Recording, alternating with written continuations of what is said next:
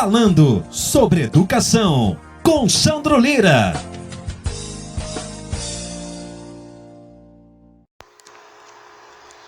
Alô, ouvintes da maravilhosa Rádio Carvalho News. Agradecendo aqui ao nosso jornalista, o Marcelo, de Carvalho, e todas as pessoas que estão ouvindo o nosso primeiro bate-papo sobre a educação brasileira. Meu nome é Sandro Lira, professor, pedagogo, especialista em avaliação escolar, e vamos conversar um pouco desse tema tão importante que é a educação, A educação brasileira hoje ela é fundamentada primeiramente na Constituição, a Constituição de 88. E a Constituição já traz pontos bastante importantes, dessa educação, que depois dá a construção de uma lei mais específica, que é a Lei de Diretrizes e Bases da Educação 93/94, no ano de 1996. Então, é importante que a gente fale um pouquinho sobre a legislação antes de tudo, para a gente ir compreendendo a sequência das nossas falas daqui para frente sobre a educação. Importante a gente lembrar também que todos os nossos direitos em saúde, educação, em habitação, alimentação, moradia, trabalho, todos esses direitos, eles são fundamentados na Constituição. E a educação não poderia ficar de fora, que é um marco muito importante na construção, na civilização de um povo, é um marco importante para o desenvolvimento de uma nação. E na Constituição de 88, em seu artigo 205, fica bem claro: a educação, direito de todos e dever do Estado e da família. Nesse primeiro tópico, a gente já observa que como o Estado tem essa obrigação, esse dever de dar direitos a todos, independente de quem seja, a educação gratuita, e a família também acompanhar. Então, quando a gente fala da família, aqui a gente pode dizer, mas o Estado vem antes, porque o que está sendo tratado aqui na Constituição, primeiro, é a educação formal, a educação formalizada, que é uma educação dada em creches, em escolas, instituições de ensino, institutos federais, universidades. Então, essa educação ela é formal. E então é o Estado que tem que dever. Quando a gente fala em Estado, lógico que a gente está tratando do país, dos estados especificamente, dos municípios, Ela será promovida, dando a continuação aqui ao artigo 205, e incentivada com a colaboração da sociedade, visando o pleno desenvolvimento da pessoa, seu preparo para o exercício da cidadania e sua qualificação para o trabalho. Então é importante que a escola, as instituições de ensino, elas tenham isso em seus estatutos, em seus regimentos, que é visando a cidadania, a prática da cidadania, e não aquela cidadania não para o futuro, é a participação, é a cidadania acontecendo dentro dessas instituições. Que seria a cidadania? Nessa relação de deveres e direitos que a sociedade deve ter, porque muitas vezes também a gente tem uma confusão com essas duas palavrinhas, direito e dever. Então, é dever do Estado, oferecer uma educação de qualidade, mas também é dever do Estado e direito de quem está recebendo, que é o cidadão, que seja a criança, o estudante, e qualquer um que queira participar desse processo.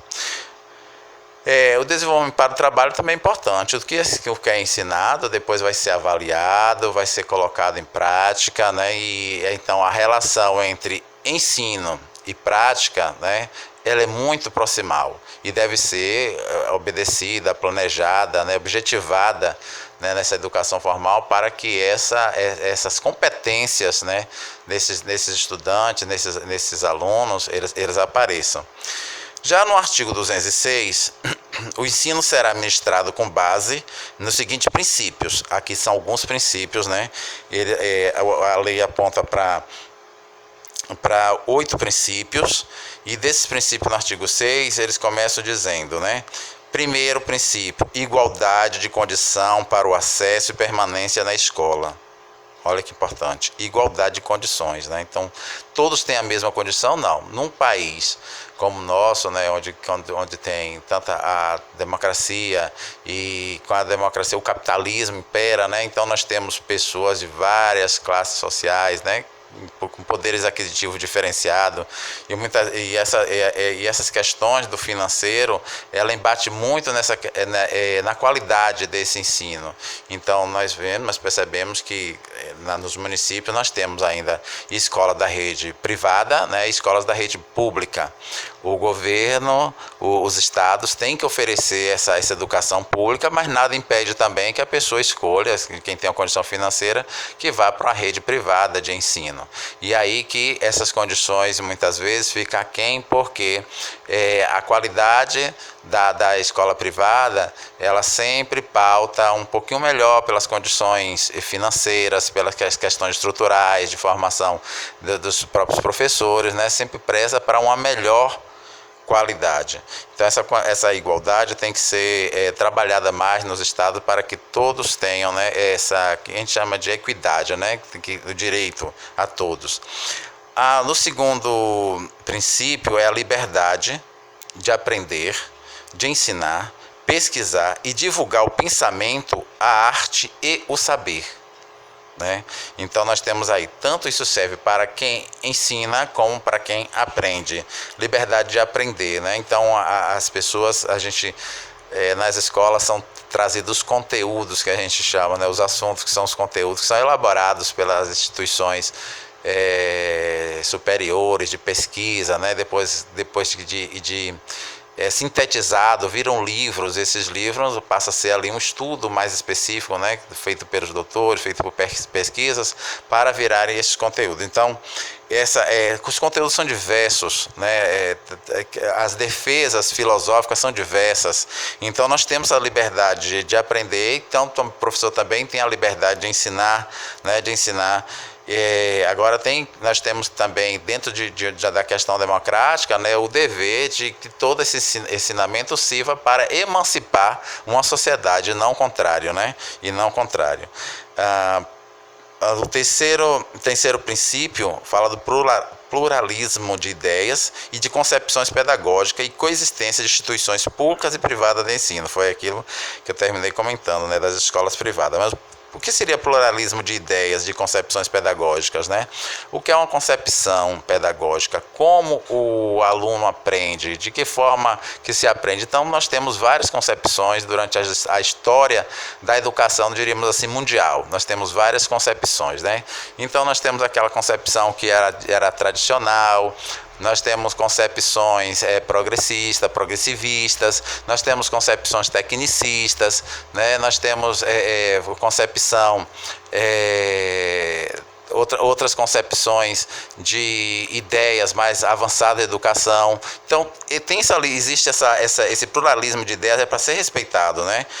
E a coexistência dessas instituições públicas, eles citam aqui porque tanto a rede pública como a rede privada pode estar escolhendo suas concepções de ensino, né, de como trabalhar a educação, né, a concepção que vai nortear. E também é importante falar que essas concepções elas devem estar presentes, né, em documentos também das suas secretarias de educação, né, no caso, nos sistemas de ensino, tanto na existência, por exemplo, do processo, do sistema, que no Brasil não temos um sistema propriamente dito, escrito em papel, né, de ensino, mas, porém, os estados têm esse sistema de ensino no país inteiro, e nós temos em grande parte, a maioria esmagadora dos municípios brasileiros, eles têm sistemas próprios de ensino. Então, esses sistemas próprios de ensino vão dar norte para que cada sistema desse e nos seus entes federados, tanto nos estados como nos municípios, criem suas propostas de educação, suas propostas de ensino, baseados realmente em uma concepção uma concepção pedagógica, né, escolhida pelos seus pares, pelas pessoas que são responsáveis por nortear. Tanto os conselhos também participam dessa construção, né, as próprias associações de professores, né, no caso dos estados, secretários municipais de educação, no caso dos municípios, né, as suas equipes pedagógicas, os professores também locais, todos devem participar da construção dessas propostas pedagógicas, no intuito de defenderem lá a concepção escolhida entre eles, né, entre os pares. O quarto princípio seria a gratuidade do ensino público em estabelecimentos oficiais. É obrigatório.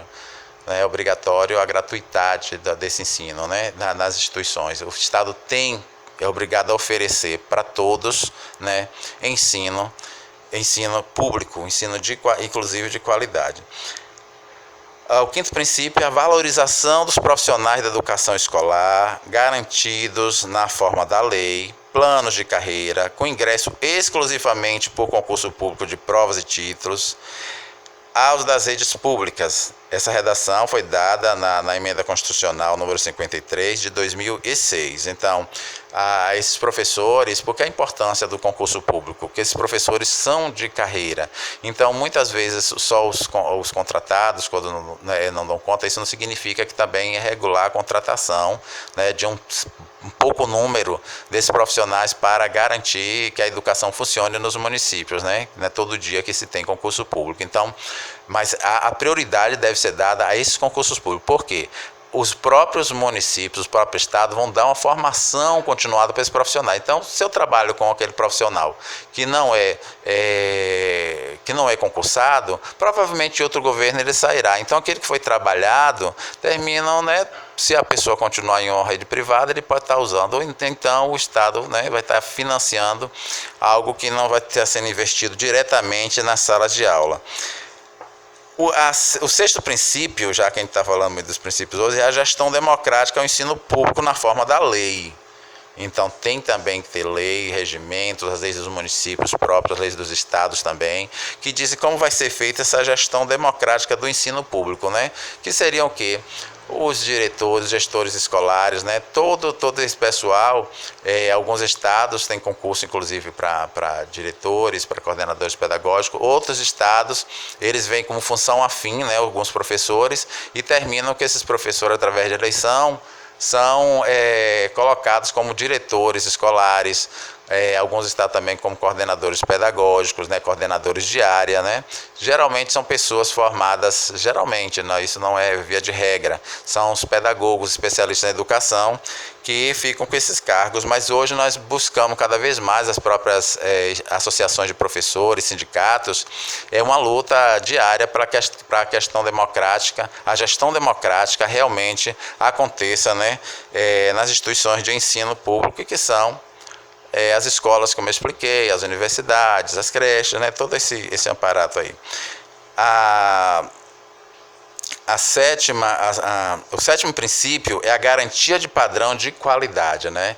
E eu sempre brinco, assim, é uma brincadeira meio assim, porque quando a gente está no ensino fundamental, a gente, lá na área de língua portuguesa, a gente estuda muitos adjetivos, né? Então, que adjetivo é uma qualidade.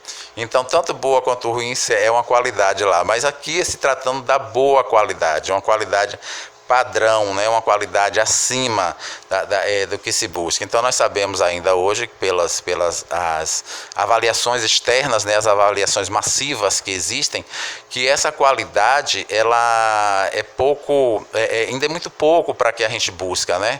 Então, hoje, grande parte dos municípios, inclusive no ensino médio, a nota ainda é muito baixa da educação. Grande parte dos alunos não chegam a ter nota 5 nessas avaliações, que seria de 0 a 10, não chega a ter nota 5 nessas avaliações. Então, nós estamos ainda buscando essa garantia de qualidade. Depois a gente vai trabalhar mais, conversar mais sobre essa questão da qualidade, aonde que ela aparece, o que é realmente essa qualidade, quais seriam os pontos a serem trabalhados, né, para que essa qualidade realmente apareça. o oitavo princípio é falando sobre o piso salarial profissional nacional para os profissionais de educação escolar pública nos termos da lei federal, incluído pela emenda constitucional número 53 de 2006, né?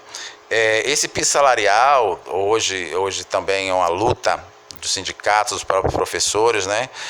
Comparado a outras formações, nós temos os professores ainda estão muito aquém, né, do que outros profissionais, né, de outras áreas têm como remuneração. Então é uma luta, porque e muitos inclusive defendem, né? Eu não sei por que essa defesa, né, que já o professor já recebe muito, a remuneração é alta. Como? O professor é um profissional que leva o trabalho para casa, ele tem que planejar horários para planejamento, ele finais de semana, sábado e domingo, ele está trabalhando. Então é uma dedicação quase que exclusiva. Mesmo que ele só tenha 20 horas, geralmente ele trabalha muito, mais que essas horas, né, dentro e fora da instituição escolar, da instituição de ensino, outra instituição de ensino. Então, esse piso salarial é uma luta de categoria de muitos anos, né? O Brasil é um dos países que tem um piso salarial de professor, um dos menores no mundo.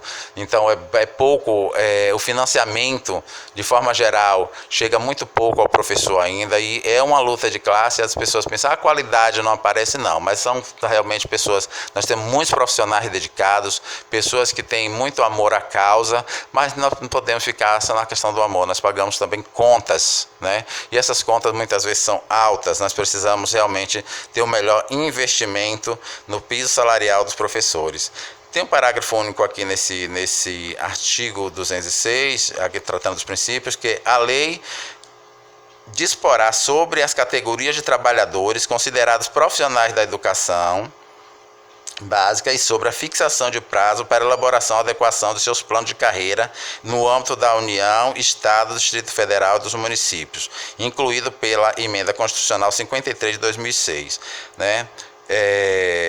Nós temos aí a categoria de trabalhadores considerados profissionais da educação. Então, nós tínhamos, quando a educação está financiada pelo antigo Fundeb, Fundef, então ficou sem saber. Só poderia pagar professores e o diretor. E o coordenador, né, que também faz parte, coordenador pedagógico, que faz parte também dessa tríade, né, que a gestão democrática ela se faz com essas outras pessoas. A gestão ela não é só na figura do gestor, só do diretor. Ela está na figura dos três, do gestor, do vice-gestor, do diretor, do vice-diretor e também do coordenador pedagógico.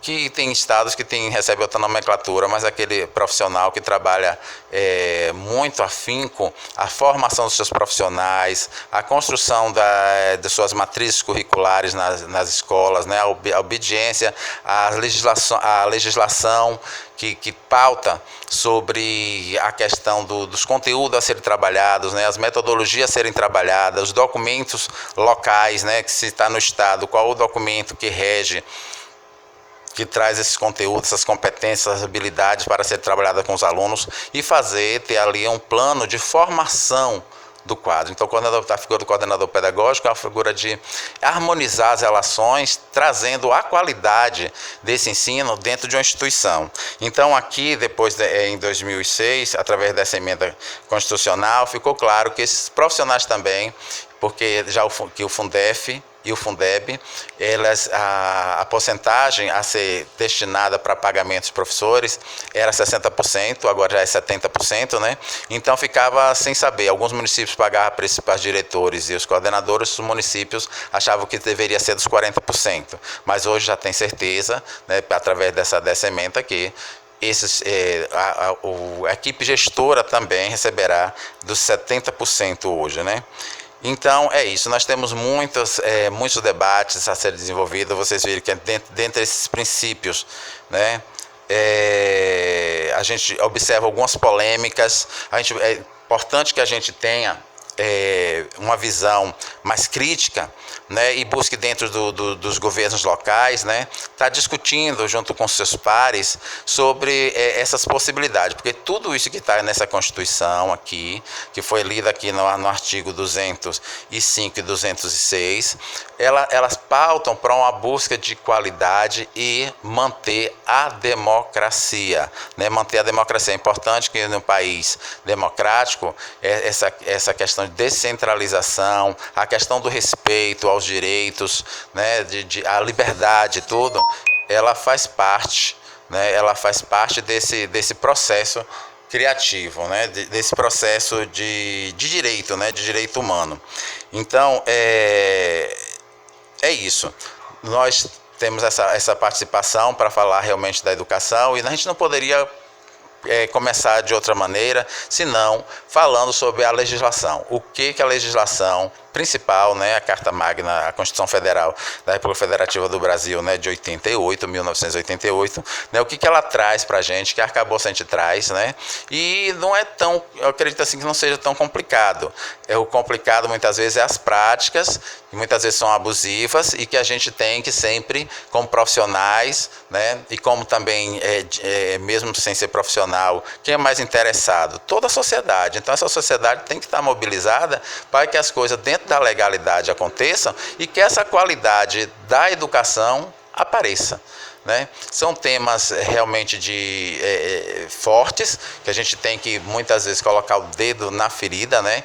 Dizer por que não acontece. Muitas vezes a gente cria até alguns climas com as pessoas responsáveis na área, né, de gestão, na área de poder, né, quem está à frente de secretarias, de prefeituras, porque pelos costumes, pelas coisas que então nós estamos ainda praticando, exercitando o desenvolvimento da democracia. A verdade é essa. Nós estamos ainda praticando, né, exercitando, para que a democracia realmente haja dentro das escolas, haja dentro da sociedade, das associações, em todos os direitos humanos, né, que a gente tem preservado esse tempo todo e buscado cada vez mais se firmar.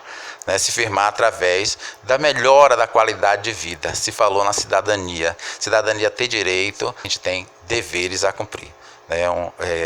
Espero que a gente tenha colaborado, né, nesse pouco tempo, nessa discussão, né, para a gente estar refletindo mais durante esse tempo, durante a semana, sobre esse direito à educação pautado aqui na Constituição de 88, né, no seu artigo 205 e 206, que fala desses princípios, né, esses princípios. Olha que interessante, né, os princípios, qual a base para ter criado tantas leis depois da educação, né, tanto os estados como os municípios serem pautados na Constituição.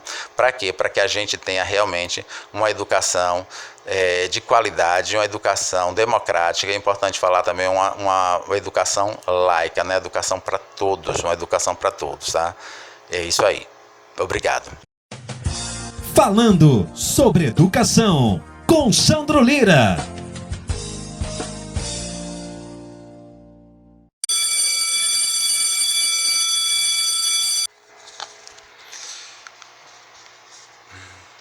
O Falando sobre Educação vai ao ar todas as quartas-feiras, às 10 horas, aqui na maravilhosa web rádio Carvalho News. Se você quiser falar comigo ou me fazer alguma pergunta, me mande um e-mail para radiocavalhonews@gmail.com, me dizendo seu nome e a cidade onde está falando. Até a próxima. Falando sobre educação, com Sandro Lira.